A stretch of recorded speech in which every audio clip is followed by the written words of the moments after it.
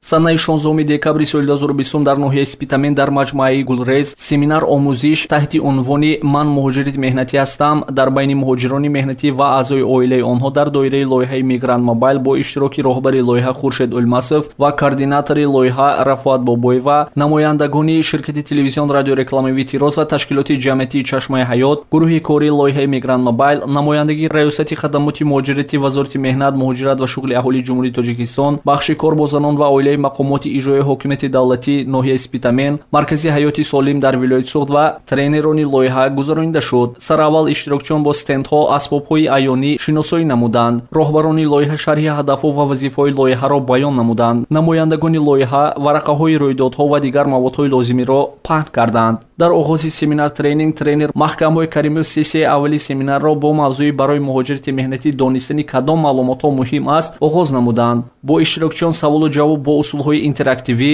мини лексия ва презентатсияҳо гузаронида шуд ва тренер пайваста дар бораи қоидаҳои сафар ба муҳоҷирати меҳнатӣ, тартиби коркарди ҳуҷҷатҳои онҳо ҳангоми сафар, тартиб додани кортҳои муҳоҷират, тартиби ба қайдгирии муҳоҷират, дар бораи ба қайдгирии патентҳо маълумот дод. Инчунин видеомавод дар бораи омодагӣ ба сафар намоиш дода шуд ки дар бораи чунин лаҳзаҳо муфассал шарҳ дода шудааст. Тренерони лоиҳа Маҳкамбой Каримов ва Шоира Олимова сессияи дуюмро дар мавзӯи кадом ҷиҳатҳои мусбӣ ва манфии муҳоҷирати меҳнатӣ вуҷуд дорад сухан ронда мавзӯъро шарҳ доданд. Дар ин мавзӯъ иштирокчиён ба ду гурӯҳ тақсим шуда саҳнаҷаҳои амалӣ оиди ҷиҳати мусбӣ ва манфии муҳоҷирати меҳнатӣ нишон доданд. Иштирокчиён ба ҳаяҷон омада ба эҳсоси калон дар саҳнаҷаҳо иштирок карданд. дар сессияи сеюм ки дар мавзӯи кадом санадҳои меъёрии ҳуқуқии маҳаллӣ ва байналхалқӣ ки раванди муҳоҷирати меҳнатиро танзим мекунад, коршиноси семинар тренинг Бахтиёр Абдуҷабборов ва Диловар Муродов ҳуқуқу ӯҳдадориҳои муҳоҷироти меҳнатиро тавассути шарҳи санадҳои меъёрии ҳуқуқи кишвар ва байналхалқӣ ки раванди муҳоҷирати меҳнатиро танзим мекунад баён намуданд ва ба саволҳои иштирокчиён дар бораи қоидаҳои нави муҳоҷирати меҳнатӣ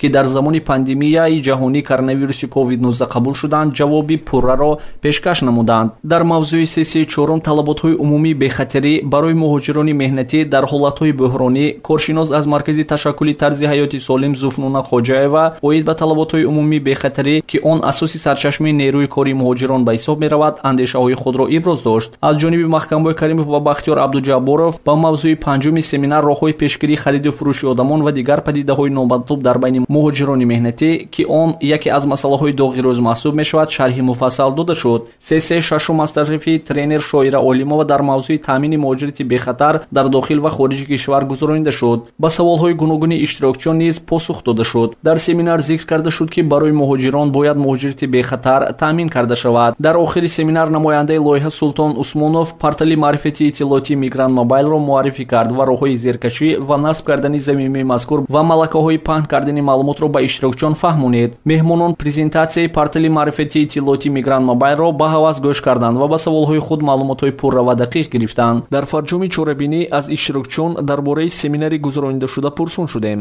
ки то чӣ андоза семинар тренинги имрӯза ба шумо писанд омад. онҳо чунин ҷавоб доданд.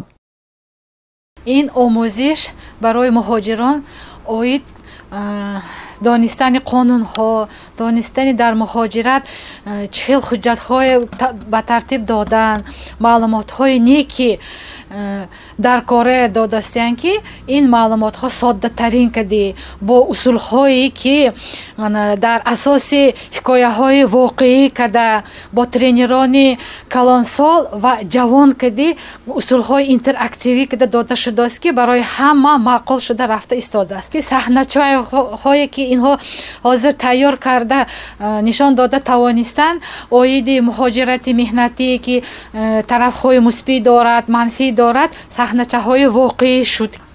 Я здесь много информации получил, как можно ехать в Россию. Там и когда поеду в следующий раз, имея в виду, что все документами было нормально, в порядке. аз тарафи гурӯҳи кории лоиҳаи портали маърифати иттилоотии Migrant Mobile ба пуррагӣ истифодаи ин портал пешниҳод шуд, то ки муҳоҷирони меҳнатӣ маълумот ва хабарҳои тозанаш гирифта тавонанд. тибқи арзёбиҳое ки бо усули пурсишнома гузаронида шуд, иштирокчиён маълумотҳои кофӣ оиди танзими муҳоҷират гирифтанд ва онҳо метавонанд маълумотро оиди ба муҳоҷирати қонунӣ дар байни бозгаштаҳо ва муҳоҷирони эҳтимолӣ паҳн кунанд. дар пурсишҳо ва фикру мулоҳизаҳои онҳо мавзӯъҳое ки ба муҳоҷирати қонунӣ, пешгирии истисмори меҳнат ва пешгирии хариду фурӯши байни занони муҳоҷир бахшида шуда буданд, баҳои баланд доданд. инчунин сармутахассиси раёсати хадамоти муҳоҷирати вазорати меҳнат, муҳоҷират ва шуғли аҳолии ҷумҳурии Тоҷикистон Диловар Муродов назари худро оид ба баргузории семинар тренинг чунин баён намуд. мо боварии комил дорем ки имрӯз дар асри технология қарор дорем ва ҳамин лоиҳае ки портале ки инҳо пешниҳод карда истоданд ба саҳми муҳоҷирони меҳнатӣ расонем ва ҳалли мушкилоти онҳоро беҳтар намоем барои баланд бардоштани маърифати ҳуқуқӣ ва қоидаҳои буду боши онҳо дар хориҷи кишвар.